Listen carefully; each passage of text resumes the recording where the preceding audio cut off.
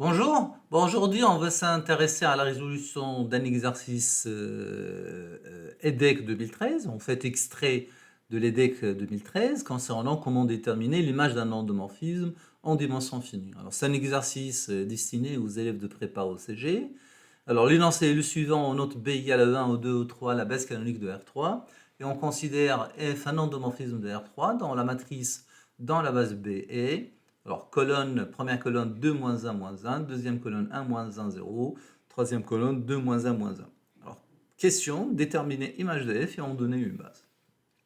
Alors, avant de commencer, avant que j'oublie, je vous invite à vous abonner à la chaîne pour déjà visualiser les vidéos qui sont présentes et aussi ne pas rater les vidéos à venir. D'accord. Donc, on va commencer la résolution. En fait, l'image de f est toujours un peu délicat à déterminer, contrairement au Kerr, surtout en dimension infinie. Mais en dimension infinie, on a quand même un résultat que je vais rappeler, théorème. Alors, le théorème est le suivant, c'est que si E et F sont deux espaces vectoriels, alors on suppose que la dimension de E est finie, d'accord?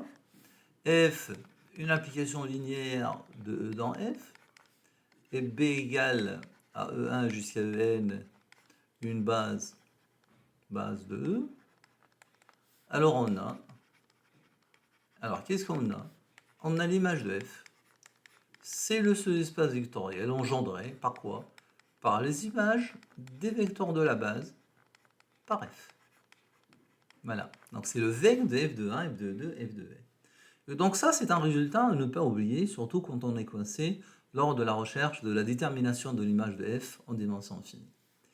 Alors, qu'est-ce qu'on a nous? On a B égale à E1, E2, O3, c'est la base canonique, de R3. D'accord? Alors, F de 1, alors la matrice A égale 2, moins 1, moins 1, 1, moins 1, 0, 2, moins 1, moins 1.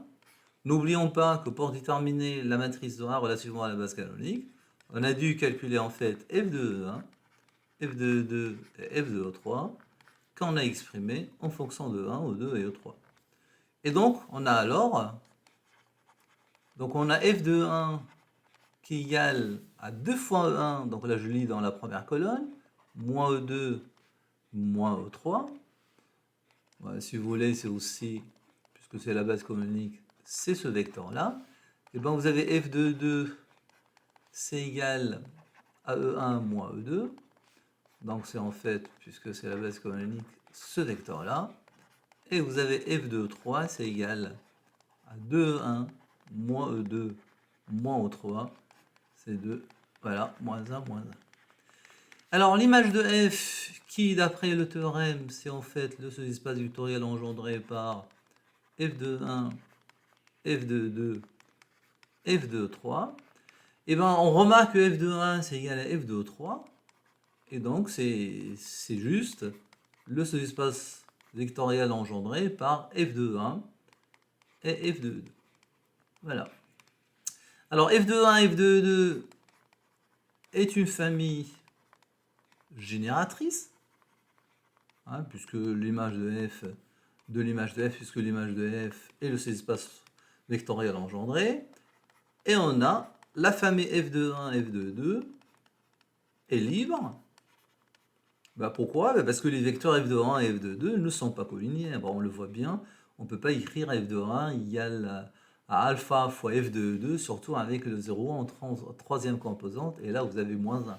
Donc F de 1 et F de 2, voilà, ne sont pas collinéaires.